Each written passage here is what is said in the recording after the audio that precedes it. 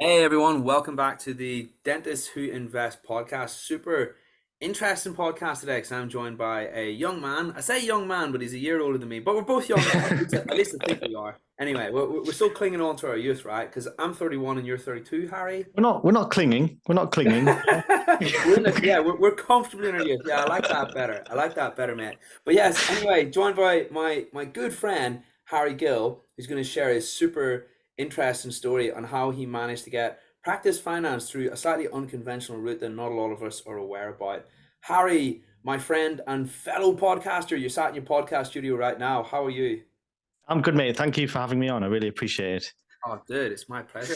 My pleasure, my friend. So I reached out to you because I saw you on Instagram as the practice blueprint, the squat practice blueprint. Yeah, Yeah. yeah, yeah. And I thought to myself, that's really interesting because I knew you were young and I knew you'd created your own dental practice, but not only had you done that, you'd created a course or a blueprint, quite literally that others could follow to set up your own practice, which I thought was interesting.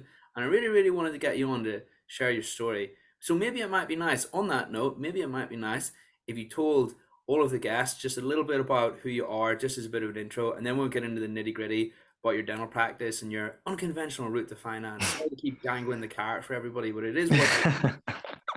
So I'm Harry Gill, as James has mentioned. I qualified from Newcastle University, BDS 2014, and moved down to West Yorkshire by happenstance, really, from when they just centralised that process of the VT thing. So we ended up in the Leeds area. I ended up in Ilkley, and then one thing led to another.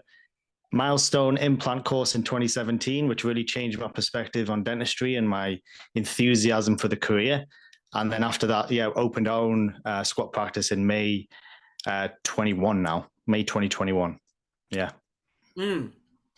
And I'm actually glad that you said that because this was something that we touched upon prior to Yeah. when we spoke today, which was that you weren't always super enthusiastic about dentistry, and now you've got your own dental practice. And that's a really cool thing that we should just mention right now because there'll be lots of people out there who feel that way, you know? So maybe it might be nice just to delve into that a little more because you told me in dental school you were never that Yeah. enthusiastic about it, right? Yeah. I mean, I failed first year. And the reason I failed first year is because I literally did no work. I had no motivation at all to do it. None. And I failed the resit in the summer and then resitting the whole year again, right?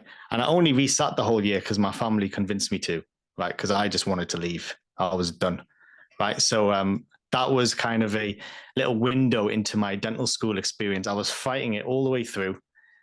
I'm glad in retrospect that I did qualify as a dentist, but even in VT, I remember saying to my friends, like literally, I was in a group of VT students who were all buzzing about being dentists, and I was saying to them all, like, I don't see myself doing this for more than a year. I'm going to be out. So I think what changed for me was I had children quite young comparatively. So my daughter arrived when I was 25. So that puts you in a situation where you need to pay the bills and you've got real adult problems to deal with. So you don't have luxuries such as an existential crisis about your career path. so so I kind of had to do it. And then thankfully, like I said, 2017, my practice manager literally said to me, would you be interested in doing an implant course? And I said, yeah, maybe. And then I looked into it, did it, and I kind of fell in love with it. So that's really allowed me to continue being a dentist. Cool. Implants. Yeah. Here's the thing though, like, you know what I never appreciated at the time prior to my dental degree was that 5 years is a huge flipping gambit, okay, to find out that you potentially don't like something. Obviously, what I'm Yeah. referring to is the 5 years in university, yeah. But you know what? Your story had a happy ending, right? Which is great. But for you, it was like 6, 7 years in limbo. That's crazy. You Yeah, know, man. and the inspiring part is it shows you that if you keep going, there might be something there for you within the thing that you didn't think that you enjoyed.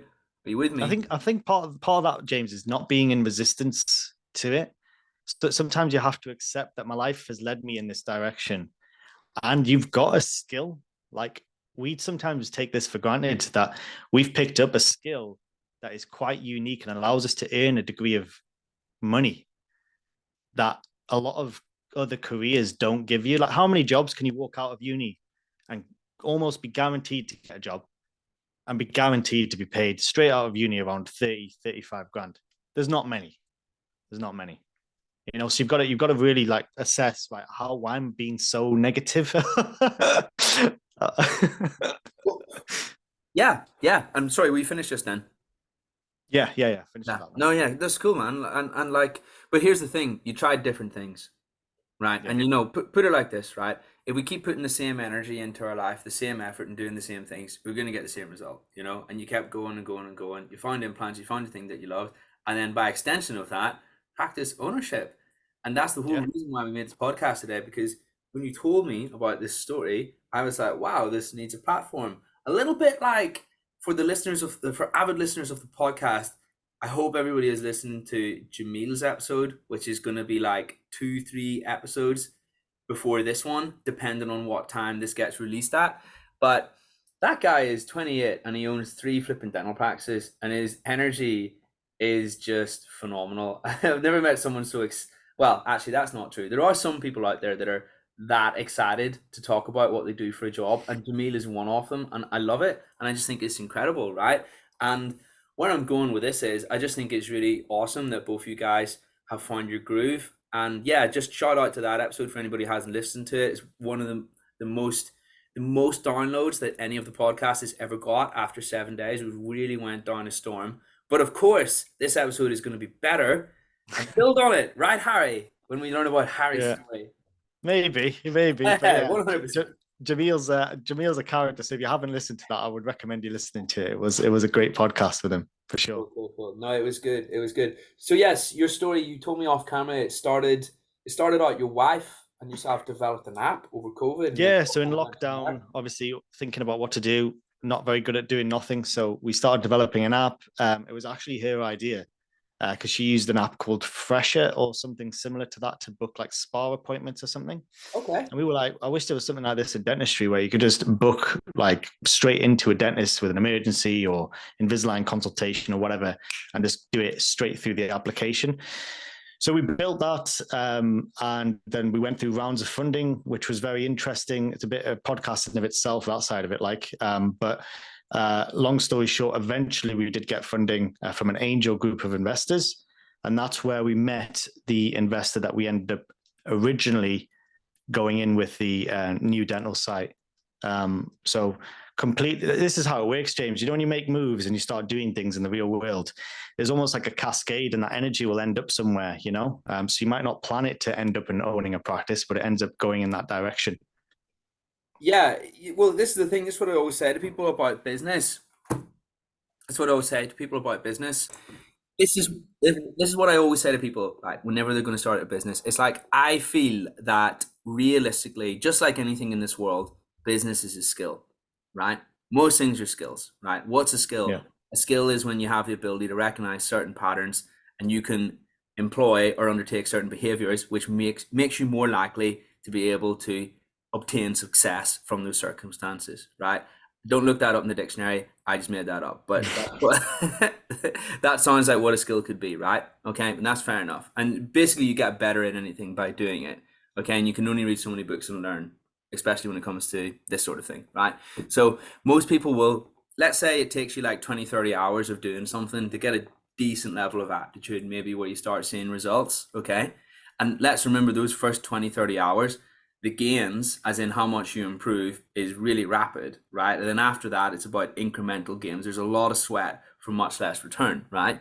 The thing about it is, lots of people will spend like 2, 3 hours waiting or delaying spending that first hour to just gain the flipping skill. Are you with me? Yeah. And do the thing, right? And I get in business it's a little different, because depending on your business model, there might be capital that you put down. Yeah, I get that there's going to be risk there as well. What I'm saying is that actually, if you have the opportunity and it's burning in your heart to go and do something, I actually think that's a huge reason to just go and pursue it, because you'll make it work. Most things work out, but most of Yeah. us operate out of fear. And this is the thing, it's a human thing to do. It's fine. We all do that to a degree. I suppose all I'm doing is I'm pointing it out so that we have more awareness, because again, self-awareness is one of the best skills that you can have. Absolutely. Yeah. So just moving on the trajectory. So we had this private investor. Now he wasn't putting up upfront capital at the time. What he was doing was putting his name and assets up basically as a charge so that we could get the bank loan for the project. Now he was involved in the dental industry and had exited before from a business successfully and stuff. So on paper, it looked like a really good partnership. However, as time passed, I started to realize, as did my wife, that there was a real misalignment in terms of values between us and him. So that led to the difficult point where, I talked to a few people and I said, look, I don't think this is going to work long term. And they all said to me, you're better off dealing with this now before you've opened the business and all this other stuff. So we literally had to unwind everything. So we already had bank loans in place. We already had all of the practice build had started. We were probably 35% of the way through. And we literally had to unwind it all, which was incredibly stressful. But I'm glad we did it, because when you go into partnership with someone in a business, if you recognize that there is a misalignment in vision and values and how things are going to be done, that needs to be sorted out quick. So it was extraordinarily stressful because you're faced with the bank possibly pursuing your assets, to recover this because of this breakdown and coming after you. You don't really know what's going to happen in that situation. So I was in a situation where I had to find investors with capital to put in. Like I was forced to, So I also nearly lost the lease as well, because his assets were one of the securities on us getting the lease. Because remember, associates between 2020 and 2021, we weren't earning as much as we had been before, because we had the lockdown period. And I was basically doing emergency dentistry for 2 or 3 months and finishing off implant cases. And then it started to boom after. So my accounts personally and the wife's accounts didn't look as good as they had done. So you're in a position where, and this is another one where you've got the stress of saying, look, I need to make this happen. And I've got about 3 weeks to do it because the practice fit is about to walk off the job. Right. And you just have to make it happen. So what we did was a very thorough business plan, extremely thorough. We tried going down the bank loan route. It wasn't working. So we had to then cold pitch to people. So this is an example of my first investor. My daughter goes to a private school. And at these private school parties, these kids' parties that you go to, you end up talking to the other parents. And then one of the other parents I kind of got on with quite well at the time. So I literally just rang him and I said, I've got a business proposition for you. And then we met the next day in this half-built dental practice with the shutters down, and had a full afternoon just talking in this bloody building site about what my vision was for the business and why I'd be a good investment, and kind of broad terms to start off with. And then that ended up moving in the direction of actually getting actual upfront capital investment. So yeah, that was a big portion of the story, really. Needing to pull it out of the bag. Yeah. You just sit when your back's against the wall, you make it work, right? Yeah, it's extremely stressful, and I don't want other people to have to go through that, So that's why when I'm teaching the course, I do have quite a prescriptive way of doing it, and I want it to be reproducible, and I want to try and decrease the stress, because I wouldn't really wish that kind of stress on anyone, because it was really harrowing as an experience. But I've definitely learned a hell of a lot from it, and pitching cold, and selling someone on a dream. If you do not believe in your vision and you don't have clarity on what you're trying to do, how can you expect someone else to literally buy into a business that doesn't exist? This is what I talk about. You have to fully believe in it, and you have to understand the numbers. And ideally, as an associate, you need to be able to back those numbers up. If you've not generated decent gross revenue, how are you going to go to a private investor and say, oh, I'm going to do this, this, and this? And they're going to say, they're not mugs. They'll say to you, well, where's the proof? So you need to, in my situation, I had to have been in the situation, as did my wife, that we had a track record of high grossing numbers in dentistry already, thankfully. Otherwise, it would have been a non-starter from a private investor's perspective. That's interesting. So this, it was a guy or a girl, the Man, yeah, investor. a Yeah, yeah, dude, yeah, it was a dude.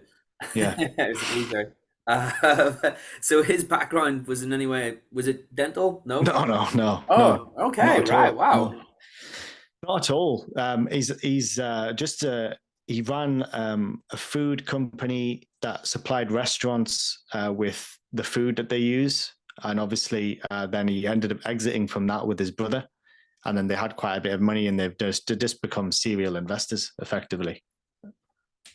That's Yeah. cool as hell. That's really cool. And is it something, did he do venture capital-ish things before, or were you very much the first person? He's done investments where he's put a money up front and then like a chain of restaurants he did as well Yeah. before.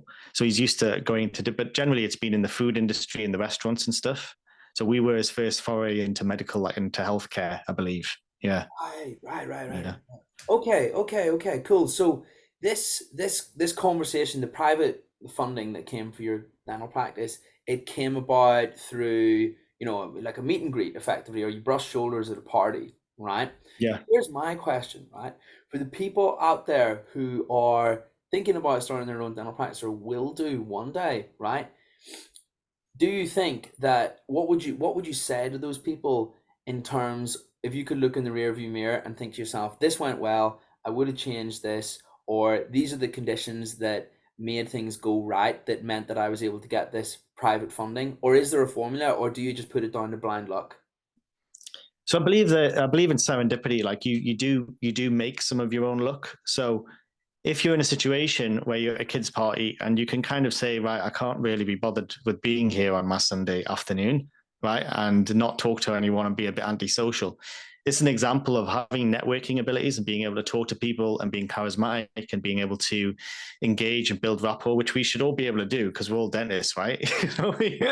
So if you're able to do that and build these personal connections, and this is something private investors will always say, they mainly invest in the person.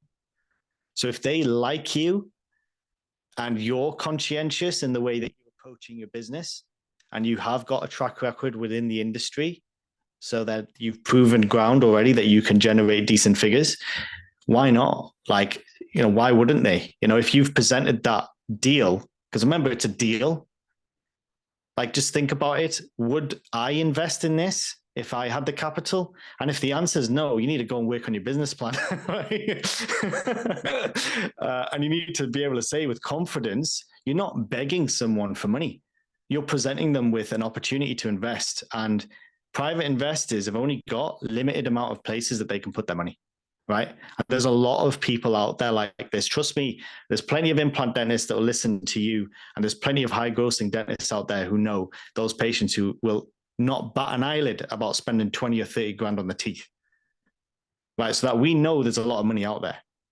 Right. So it's a case of there's a lot of money out there. You just need to know how the investor thinks and understand their thinking and what decisions they will make. So if you understand that to some degree, then you've got a good shot of being able to pitch to someone and just say, right, here's the proposition, here's the cold numbers, here's what I'm looking to do, and here is how I'm going to make it attractive for you in terms of percentage equity stake, in terms of how are we going to just take it as equity, or are we going to pay you back over a certain period of time to show goodwill and allow you to retain a certain percentage afterwards? Do you know what I mean? There's a lot of things that you can do to make a deal very attractive to investors. Well, I think there's a life lesson in there, really. And the life lesson is wherever you go, just be friendly and talk to lots of people because you have no idea who you're talking to. And when it comes from a place of genuinely just wanting to get to know that person, those genuine connections display who you really are and display a lot about your ethos, which actually make you attractive as an investment as well, if you think about it. Absolutely, because if they think that you're a good person, then they're going to be more inclined to invest in you. So if a project is exciting and they can see that you have a verve and an excitement for what you're doing and a passion for what you're doing and a real belief which I did. I almost have like a religious belief in New Dental and the brand we've created. You know what I mean? Like it is a passion project as well to ensure that the patients experience a certain high end level of care that they're not going to get anywhere else. And once that comes across and it's genuine, why wouldn't you invest? Because right now, you look at the property market, not many, a lot of investors, residential property investors, are looking to get out of the residential property market because of these regulations that are coming in, these caps on rents, the ability for a bank to then give you loans when a tenant now has way more power than they used to have. It's decreasing the appetite for investors to go into residential property. So they are looking for different avenues. And everyone knows, because the data's out there. Just go on the Christie & Co.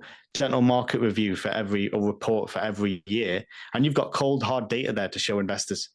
There's private equity interest in our industry more than loads of other industries.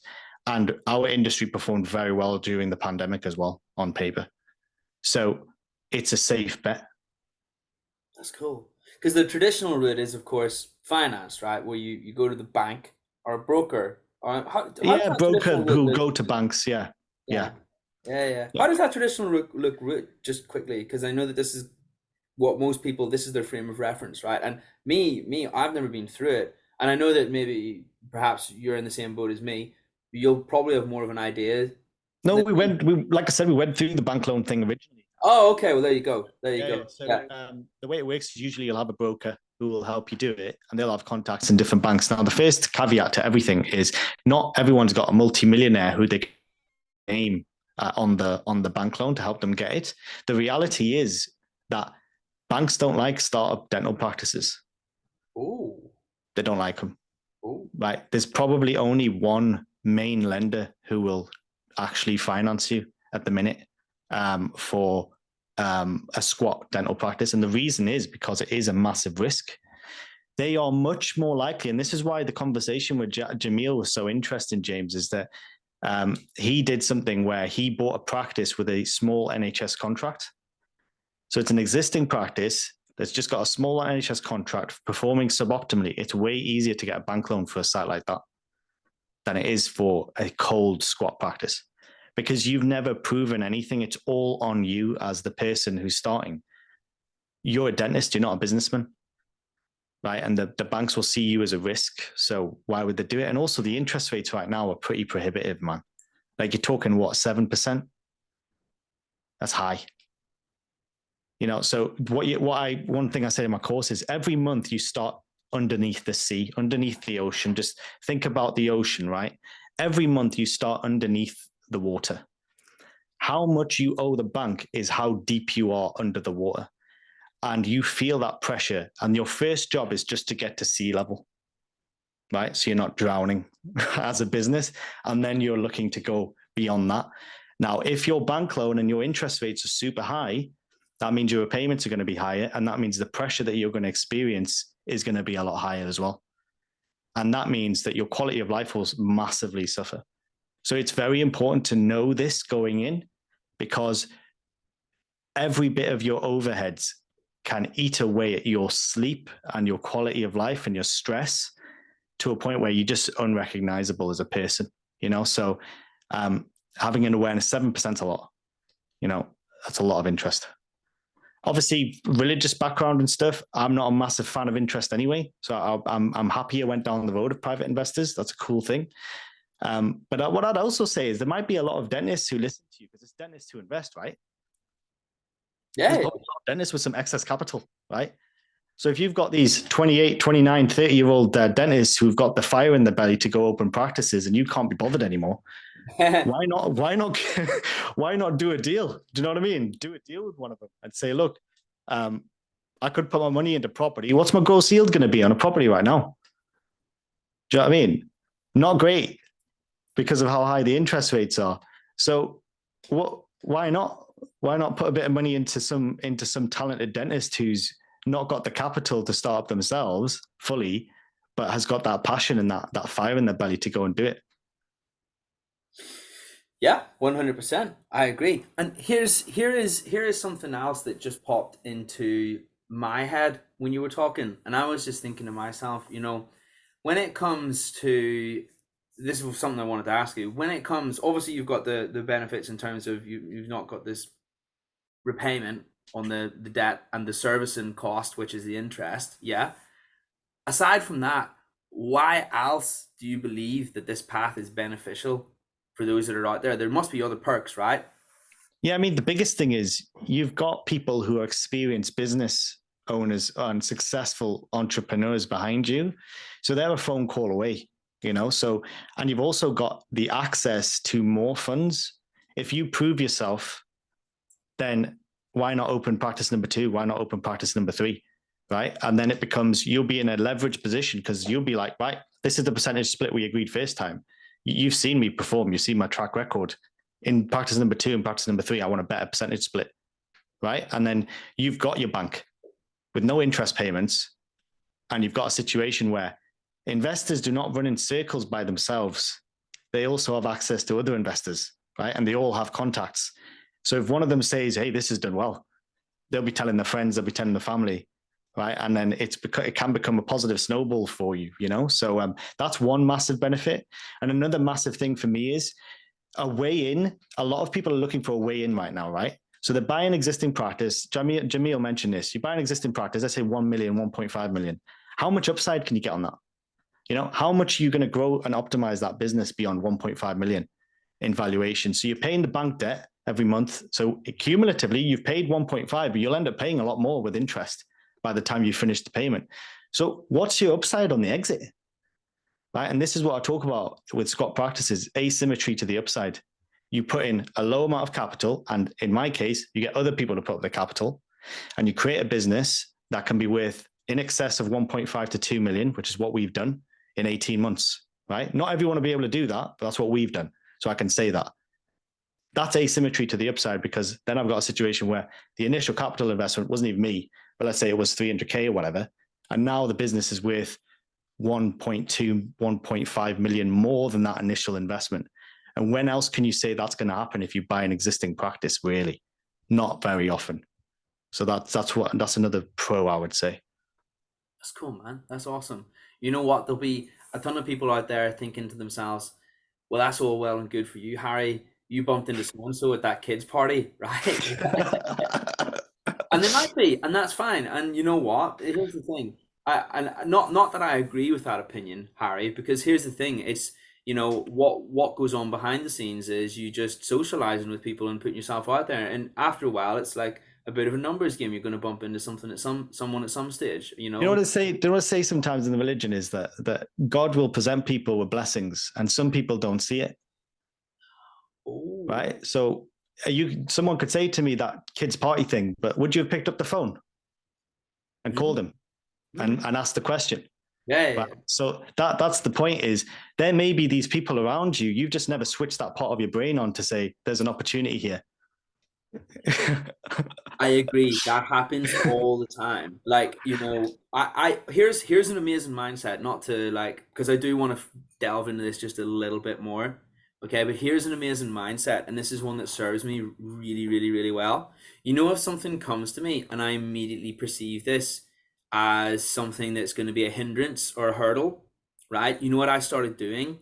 Maybe about like a year and a half ago, I started thinking to myself, okay, James, instead of perceiving that as an issue, perceive it as something that you have yet to see the opportunity in. Yeah, that's a good way of looking at it. Yeah. And it's crazy.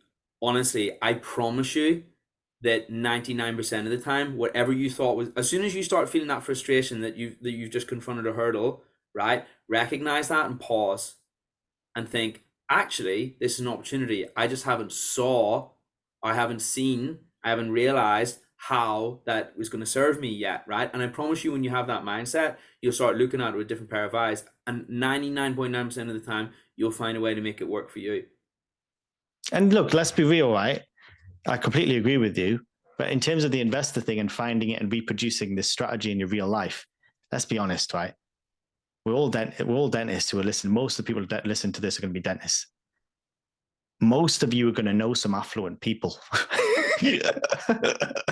Right? It's not rocket science. Even in the career around you, you will meet people who have got excess capital, right? It's just about knowing how to present a deal and pitch that deal in the right way in order to make it look attractive. Because you can say to them, there's Dental Beauty, there's Coliseum, there's Riverside, there's Dentex. There's so much private equity money flooding the dental market. One thing I can offer you more than anything else is if you buy a property today and I said to you, sell it in 4 years' time, how much more are you going to make? Right? But I can safely say to you, if I make this practice a success, you put 300K in, it could be worth 1.5 mil. Right. And that's because of the private equity. And people see the private equity as a negative because it's inflated prices for dentists. I see it as a massive positive. And that's exactly what you're talking about. Framing of the opportunity, right? And I see it as a massive positive because it allows us to have the opportunity to exit for way more than we would have. Love it. Love it.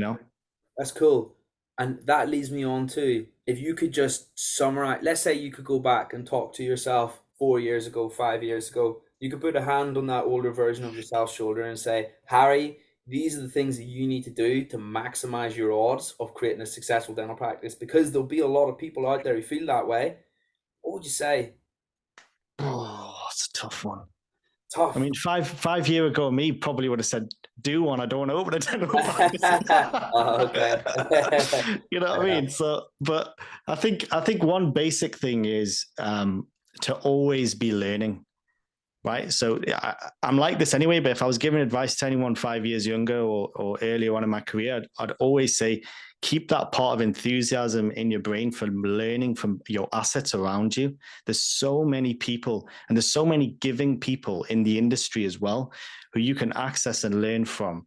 And so many mentors that will just give you time, and accessing these people and really making use of your time to tap into those people and really learn what you can and build those relationships. And that will definitely yield results as you get older. Amazing. That's awesome. And what about if we were to take that one step further and speak to someone who's thinking about owning a dental practice and going down this route? Would you say it's just about networking? Networking is a big part of it because you understand different business models, different approaches, what's best for you. You need to understand the business a bit more. So invest the time to really think about successful practices and talk to these people and try to see, right, what was your business model? Or you don't even have to ask them. If you work in a practice, you'll be able to figure it out, and work at a few different places.